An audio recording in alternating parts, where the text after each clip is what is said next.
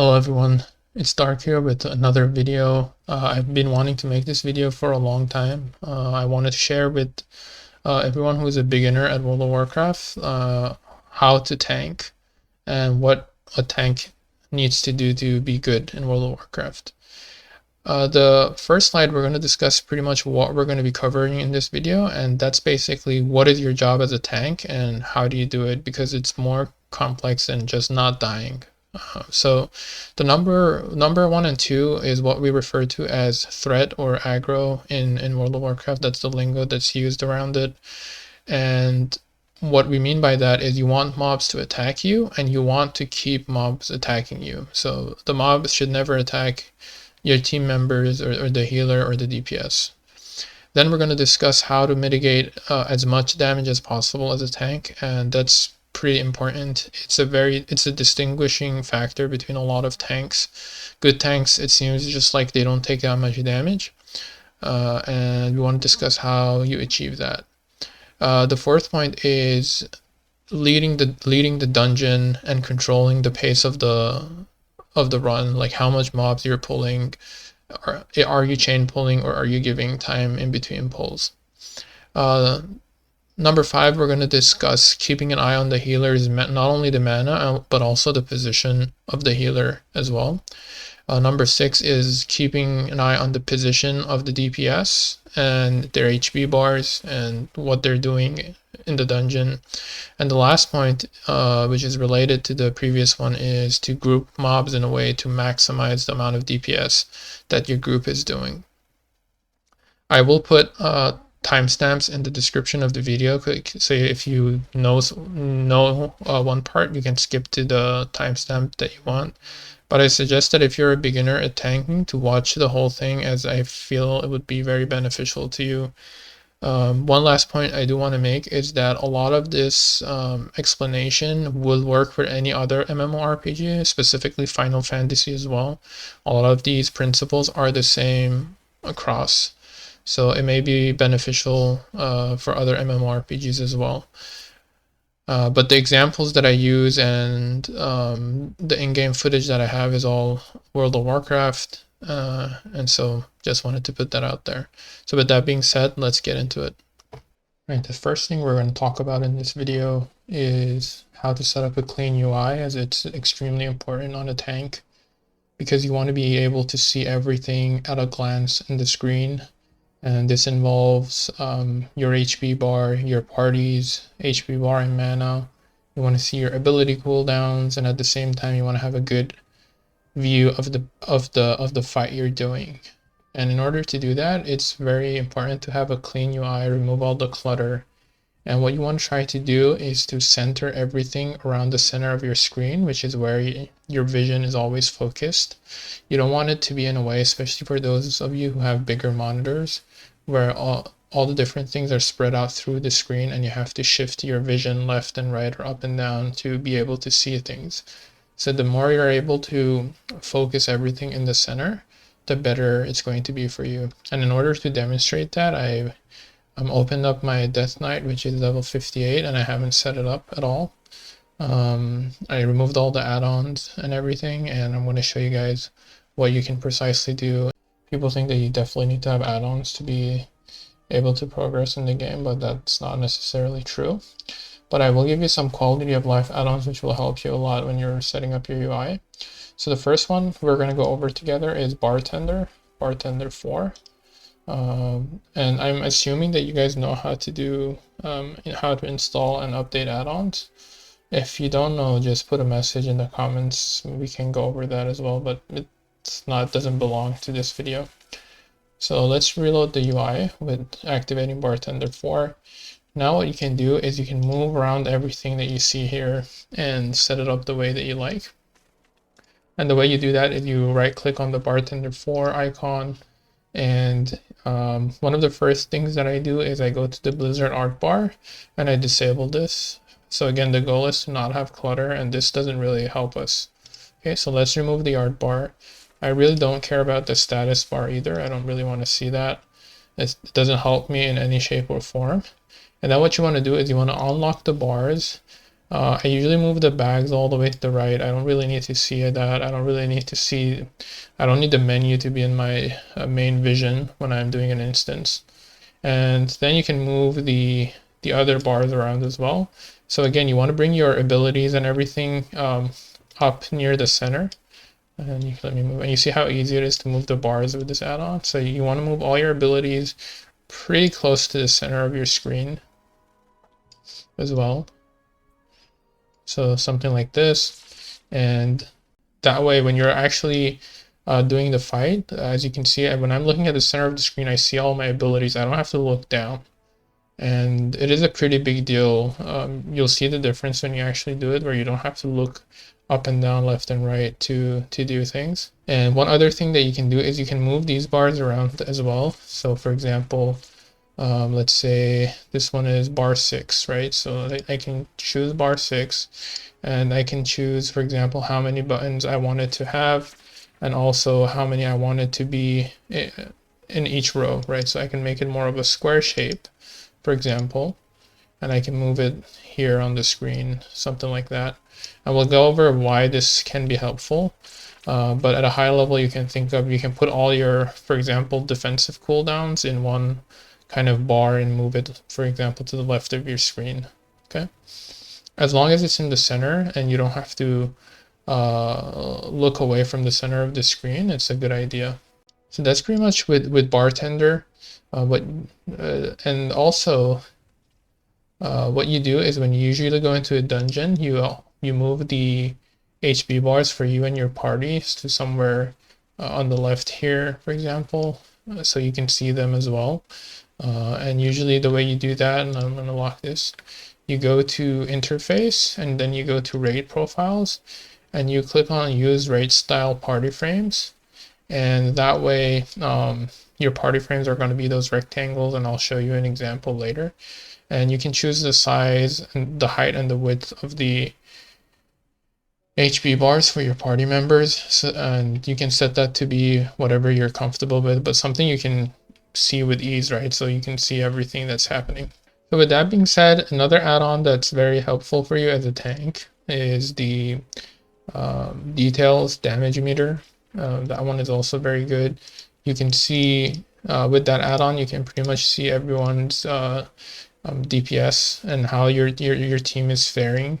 And this is not to kick people if they're bad or to judge them if they're doing low DPS, but it's to bring you awareness of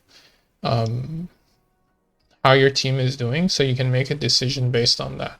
Okay, and we'll get into what we mean by that when we talk about the section about pacing the dungeon.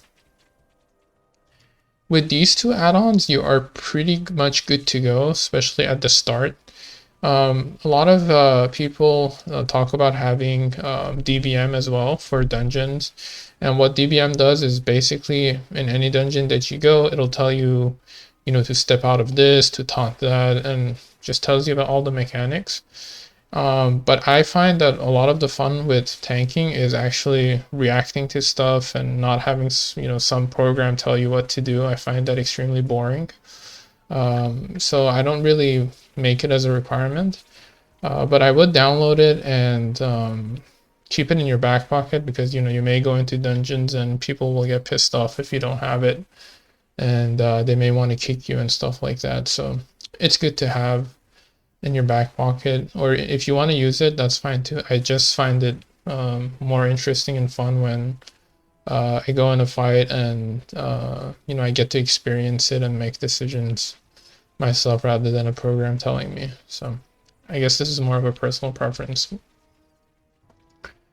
And there are some other add-ons like Omni CD, which shows the cooldowns of your party members, but this is really a beginner's video. You don't really need that. It's going to be overwhelming for you to track all the cooldowns, especially at the start.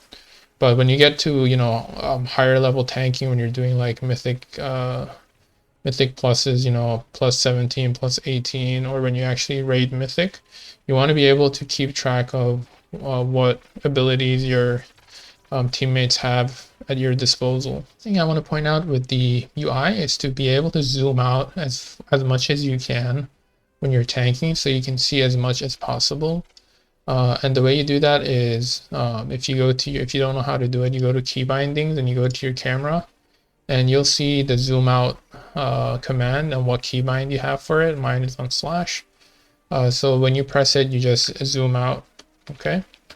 And the way you increase the amount that you can zoom out is you go to system and you go to graphics and you go all the way to the bottom, and there's a slider which says view distance, and you can increase this to an amount where your PC doesn't struggle and you're comfortable. Okay, but the idea is the more zoomed out you are, the more you're able to see around you.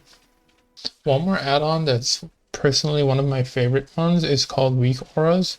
And with Weak Aura, you can pretty much build your own custom UI without any of the other add-ons that I just mentioned. Like you don't need Bartender, you can just kind of customize everything with Weak Auras. And it makes life a lot easier, but it's very comprehensive. It would be a very comprehensive guide if I wanted to go over it. So I think for Weak Auras, what I'll do, I will make some separate videos because it'll get too long and it's very class specific. So keep an eye out for that. If there is, if there are people who want to actually see it. On my channel, I do have some Weak Aura guides, but they are for BFA. All right, so now that we have our UI nice and clean and everything is centered, the next most important thing that we need to do to set ourselves up for success is to have very good keybinds. And we need to have everything keybinded. And this is extremely critical because as a tank, you have to react to things very quickly or else your whole team is going to wipe. So it's extremely important to have good keybinds where you can have good access to all your abilities pretty fast. That's number one. And number two is you need to be so familiar with your keybinds that it kind of becomes muscle memory. And the way you know that something is muscle memory is when you're in a instance and you want to do an ability under pressure and you're not thinking what the keybind is. Okay, so if you reach that level, you would know that you're in a good spot. So how do we actually do keybinds in a way where it's efficient? Before I get into it, I would say that it would be very good if you can buy an MMO mouse. If you're playing World of Warcraft often, or you're playing MMORPGs often, an MMO mouse where it has 12 buttons on the side, it's such a huge game changer. I used to not have one, and when I changed to it a year or two back after playing WoW for 10 years, I noticed what I was missing out on. And you can find like a Logitech one. I think it's around $20-30, and it works perfectly fine. Like you don't have to buy a Razer Naga or something and spend chunk a lot of money at it. Because what it allows you to do is it allows you to be able to click from number 1 to all the way to 9 with 0 dash and the equal sign are all on the side of your mouse, and you can use your thumb to hit all of them, and it just gives you a lot more options. But with that being said, it's not actually necessary, especially since a lot of classes in WoW and mostly a lot of the tanks don't have that many buttons to press. So it's a good thing to have. It's a good quality of life thing, but it's not necessary. So the way you want to approach key binding is you have certain abilities which are part of your rotation, and when you want to deal damage, you're mostly using those, and you're spamming them, right? So for example, I logged onto my prop paladin to show you guys this. So on a prop paladin, you're always spamming judgment, blessed hammer, shield of righteous, Avenger's shield, and concentration, and also word of glory, and hammer of wrath, right? When they're below 30%, you're always spamming these, right? And they need to be on keybinds which you're very comfortable hitting. So 1, 2, 3, 4, and 5 are very easy to hit because your finger is on W, so you can easily go up and hit those buttons. So these keybinds are extremely good for your main abilities that you use in your rotation.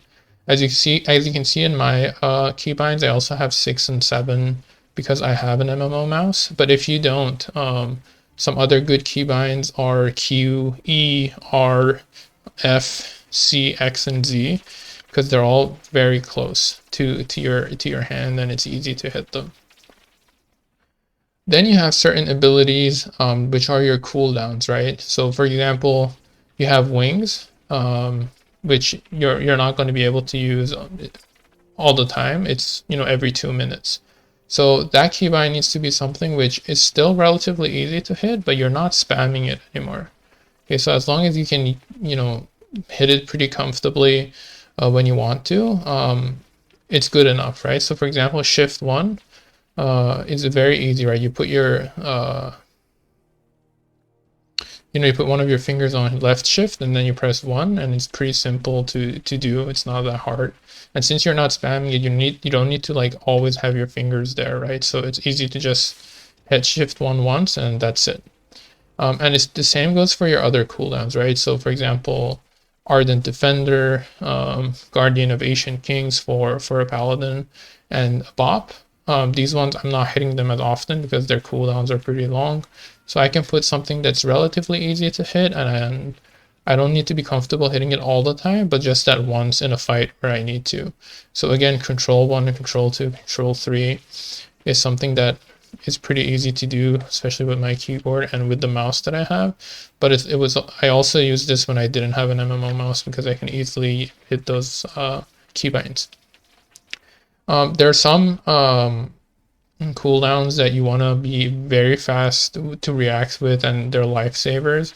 So for example, Lay on Hands is pretty critical. You're about to die, you want to quickly hit it, or if your healer is about to die, you want to quickly be able to hit it. So the mouse buttons that you have at your disposal are very good options for this.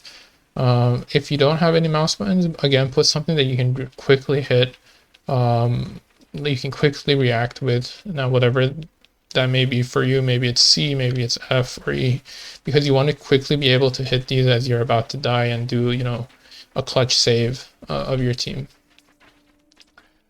You then have other things which are, movement abilities. For example, Divine Steed, and I put that on Z because it's easy for me to hit. And again, it's the critical part for a tank. And Freedom, Cleanse.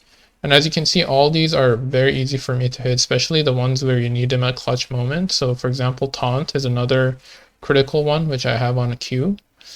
And I think you get the idea. You need to put them, so you put your main damage abilities on something that you can spam easily. And then you put your cooldowns on something which are easy to hit, but your fingers are not going to be in an awkward spot spamming them, right? It's just a one-time thing, and that's pretty much it.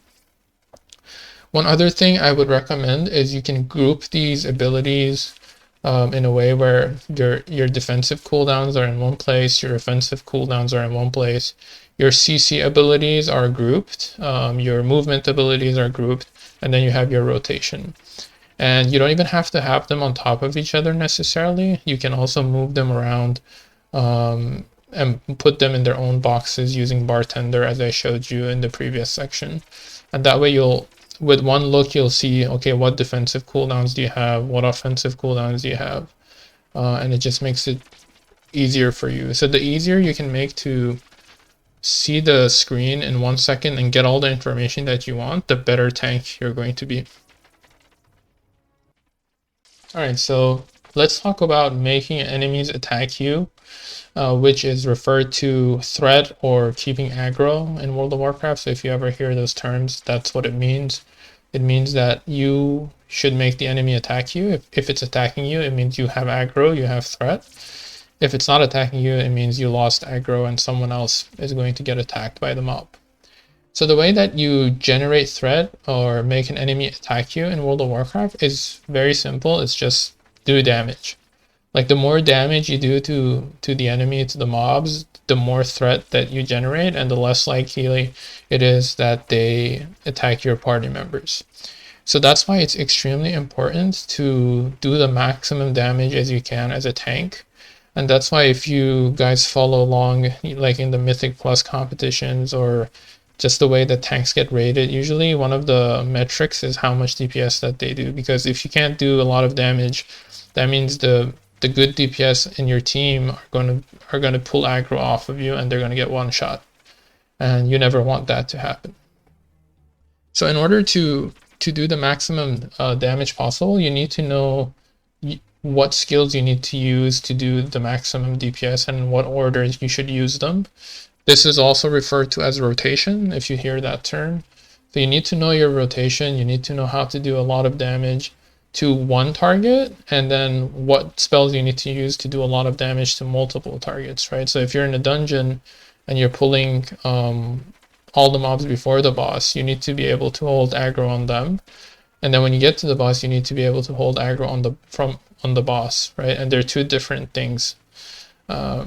So in the case where you're just attacking one target, you need to understand what is the priority of the spells to use, or how do you combine them together to do the most damage. And again, the same concept applies when you want to do damage to multiple targets. What combination of spells should you use? So I'm not going to actually talk about all the different rotations for all the different tanks in this video, but I'm just going to give you an example of Prot Paladin. So as a Prot Paladin, when you're facing one target, and you can, this is, and people act like this is rocket science, but you can actually read your abilities and it'll make sense what in what sequence to use them.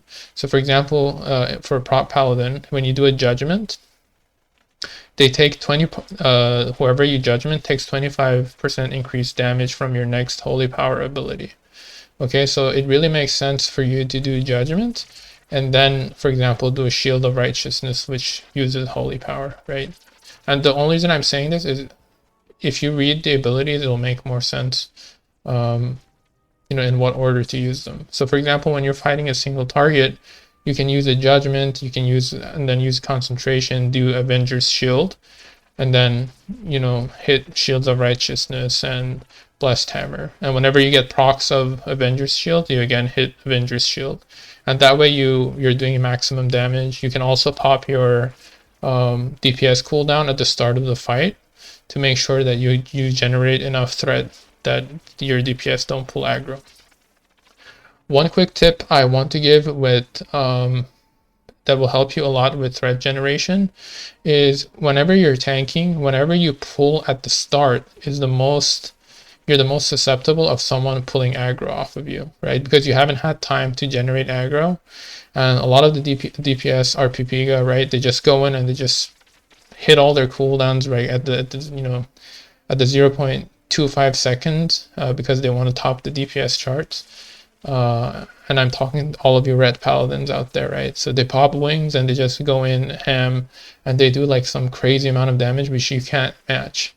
So a good idea is to immediately at the start when you pull, just taunt the boss, right? And you get a 6-second cool window to generate threat, which is usually enough to generate enough threat where no one can pull off of you anymore. Okay, so you can just start off the fight with the taunt and then do your normal rotation to generate threat.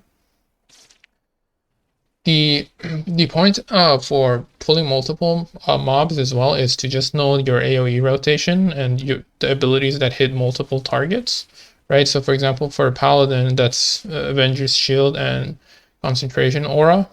And one thing, the only thing that you want to keep in mind is when you're pulling groups and these abilities, now for Prot it's these, but like imagine for Warrior it's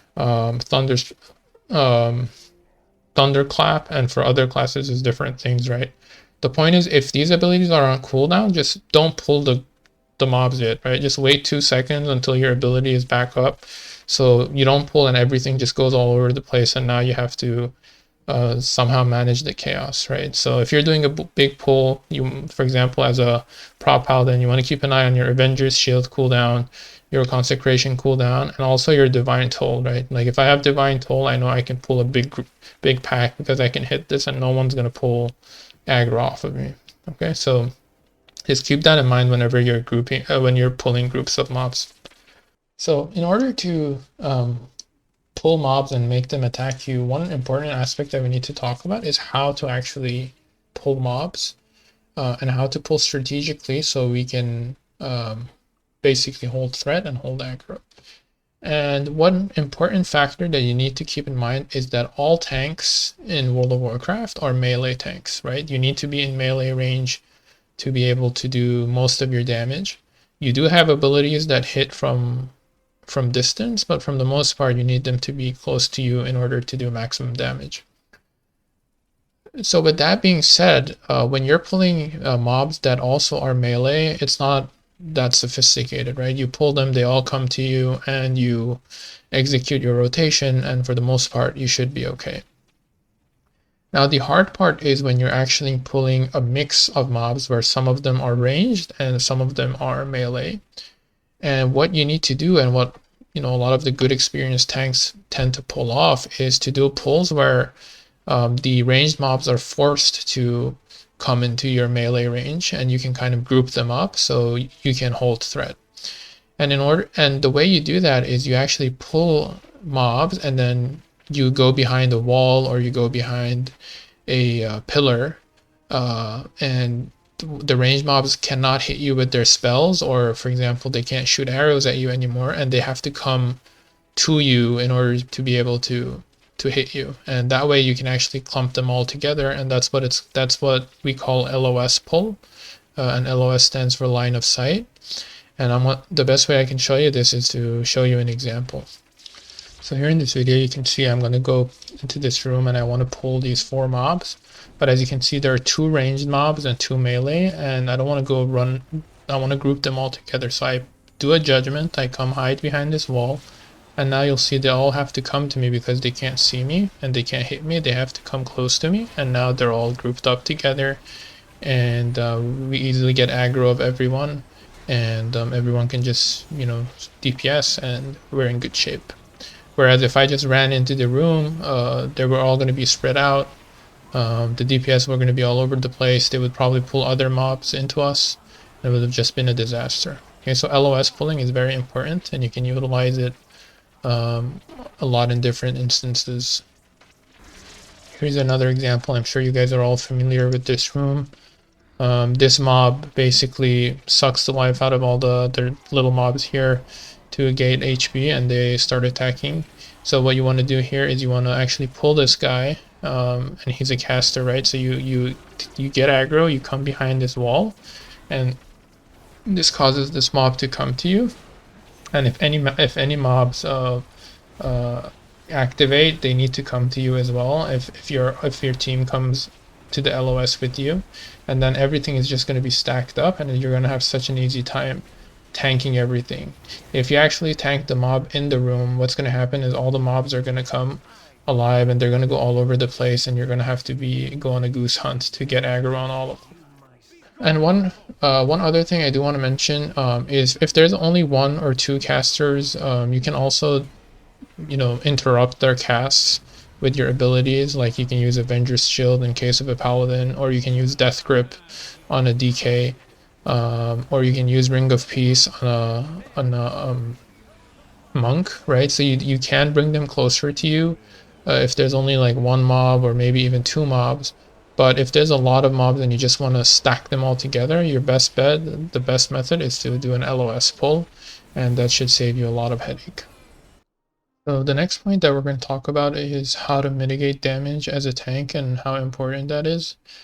The reality is that the more damage you're able to mitigate as a tank, and the less damage that you take throughout the dungeon, the less mana the healer has to spend to heal you up, and the more time they can spend DPSing.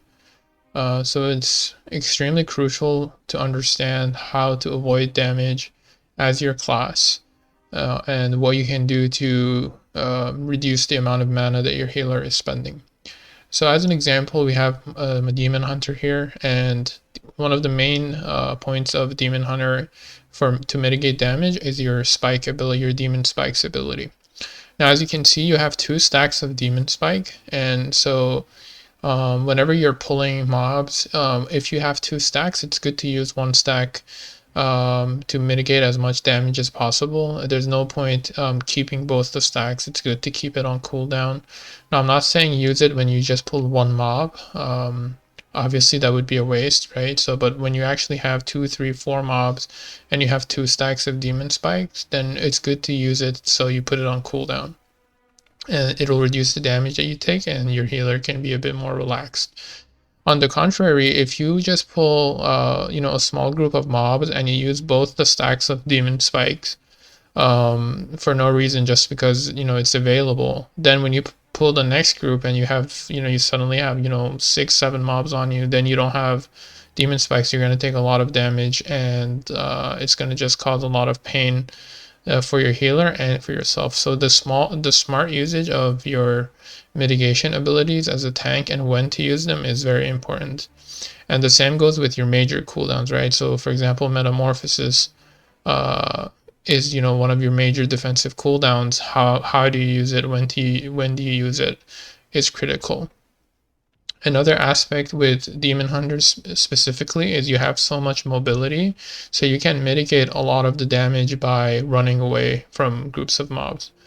So for example, if you're fighting mobs that enrage, instead of sitting there and face tanking them, you can easily just run away with Infernal Strike and basically not take damage, helping your healer and making the instance just that much easier, right? So understanding when to run away, when to use your defensive cooldowns is a critical part of being a good tank, and a lot of it comes with experience in the dungeons. You'll get a feel. Okay, this group of mobs do a lot of damage. It's good to use a demon spike there, and also when you play a dungeon, you see that specific mobs enrage, you'll understand that it's a good time to run away and stop taking damage and face tanking and expecting the healer to out heal it. So keeping an eye on your HP bar often can help you identify these specific places, and I think it's part of the fun of playing a tank. So this is not something you want to always research. So you just look at your HP bar, you look how much damage you're taking, and make decisions based on that.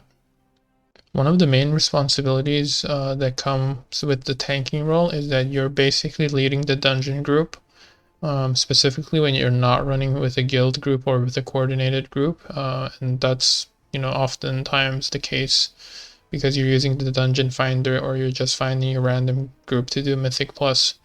So it's your responsibility to lead the group, and what I mean by that is you're controlling the pace that you're pulling mobs and how quickly and how many mobs you're pulling. It's all dependent on you. So it's critical to pay attention to 3 facts when you're actually deciding how fast you want to pull in a dungeon.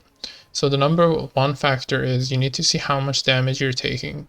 That kind of tells you, okay, you can pull more or you need to pull less. If you're seeing you pulled 1 group of mobs and you're taking a lot of damage, then it's probably not a good idea to pull do chain pulls just because you saw other tanks do it. The second point you want to pay attention to is your DPS. How good is your DPS?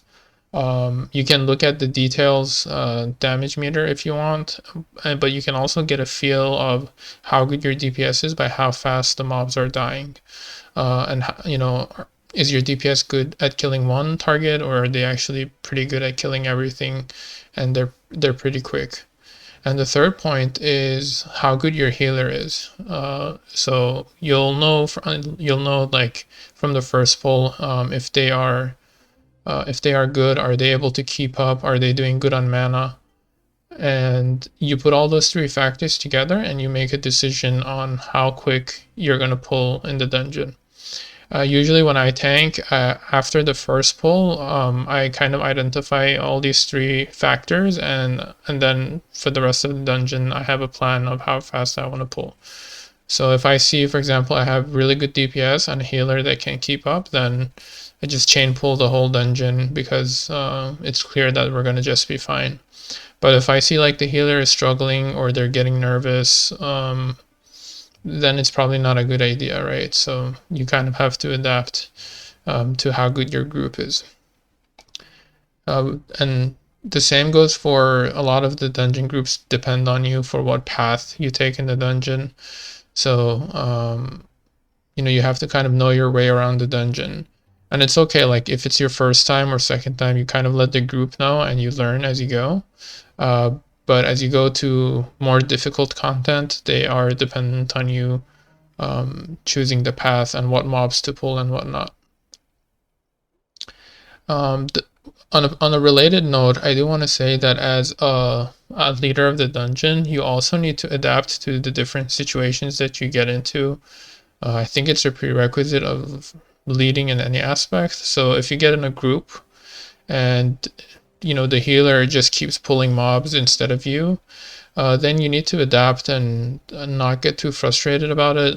It may be the healer is trying to tell you in that manner that they're very geared, they're very confident, and you can chain pull. So even though it can be a little bit annoying, you kind of have to adapt to it and try to control the situation and try to read into what other people are doing, even though they're not just communicating, saying just pull more please or something like that. So just adapt to the situation, and you can think of it as a challenge. Try to keep aggro and not let your healer die. The next major responsibility you have as a tank is to keep a close eye on your healer, on their position, and on the amount of mana that they have. So you can do that in a few ways. You can set them as your focus, or you can just keep an eye on your UI on where they're standing. And that's the whole point of having a clear UI, which we did in step 1, is for you to have a clear strategic vision of what's going on around you. So it should never be the case that your healer is at 10%, 20% mana and you have no idea and you're just chain pulling, and which leads to a disaster.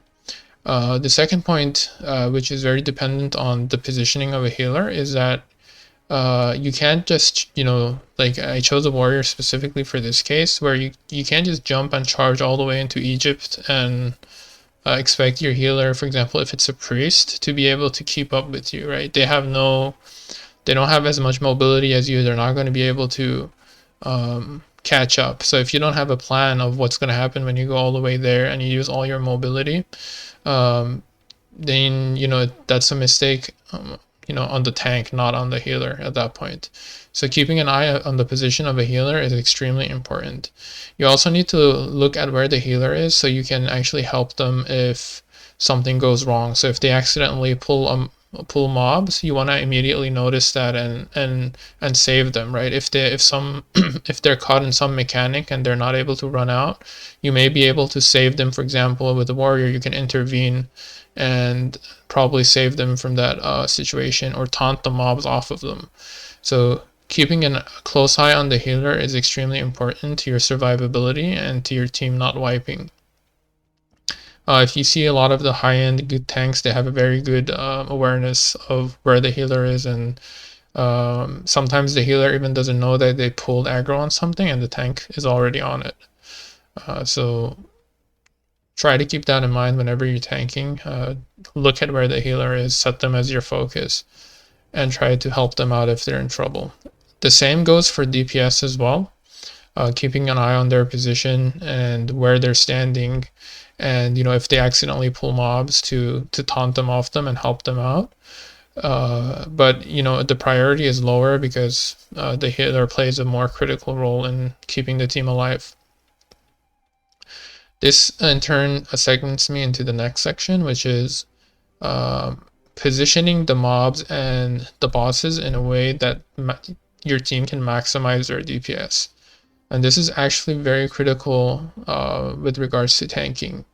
So as you recall, when we talked about LOS pulling in the previous sections, we said that we want to group all the mobs up. One of the reasons is for threat, like we talk about, but the other reason is you want to group them up so your DPS can do maximum cleave damage to all the mobs. So if they're all split up from each other, all your melee DPS are not going to be able to hit them, and that's just lost DPS for no reason. So if you can, bring them all together so your melee DPS can cleave them, then that's the best way of tanking. Another example is if you have like a rogue on your team or any other melee, but rogue is more critical. They want to always attack the mobs or the bosses from behind because they're not going to be able to dodge or parry their attacks, for one. And for some classes like rogues, they do more damage when they hit the from the mob or the boss from behind. So positioning the boss in a way where they can actually do that is very crucial. Oftentimes you see, for example, tanks are tanking a boss and the boss is standing in a way where their backside is like on a poison pool or on something bad, and the melee DPS can't go behind the boss, and they get extremely frustrated, and they're missing on a lot of their damage. So positioning the boss in a way where they can hit the boss from behind is crucial. Another aspect is a lot of bosses, for example, do AoEs in a frontal cone, and you don't want to point them towards your, for example, mages or other casters, and then they have to dodge the frontal cone, and that's lost DPS because they can't cast. So the smarter you are in positioning the boss or mobs where your DPS can do the maximum amount of damage, the better of a tank people consider you. These are the major points that I wanted to share with you guys about tanking. I hope it was helpful and that you learned something about tanking, and it gives you a bit of confidence to try it out, as I believe it's one of the most fun roles. The other roles are fun as well, but with tank you have a lot of responsibility, and it can be very fun to experience fights, especially the first time as a tank. The way you want to practice all these 7 points is to actually not do them all at once, or else you're going to be overwhelmed. So my recommendation is to take the first one, put it into action, make your UI. In that case, you don't really need to practice, but just make your UI. And then for the keybinds, create your keybinds and then just practice your keybinds until it becomes muscle memory, or you're rather confident that you know what to press without thinking about it. And then move to the next one and try to practice that one, and then eventually one by one, once it sinks in, you'll have it all together. If you try to do all of these pointers at once, it's going to be extremely overwhelming and frustrating, and it won't be fun, and it would defeat the whole purpose. So just doing it one by one is my recommendation, and you can practice while leveling a tank to make it easier, because leveling is much more chill and people are a bit more relaxed rather than doing the end game dungeons. So while leveling, try to incorporate all these points. Another good point with leveling is that you get your abilities one by one, so it's good for your setup and your keybinds. You don't have to practice everything together, and that by itself is very overwhelming as well. Thank you for watching. If you did like it and if it was helpful, make sure to subscribe. I plan to make separate videos for the different tanking specs as well, to explain exactly how to do all these 7 things that I mentioned in each class. And maybe we'll go into some weak auras as well if people are interested. And then I'm planning to move on to doing the same kind of videos for DPS and healer, so that beginners know have all the game knowledge that we have from playing World of Warcraft for over 10 years, and have some fun with the end game content like the dungeons and the raids, which is one of the most fun aspects of WoW. So with that being said, thank you for watching, and I'll see you in the next one.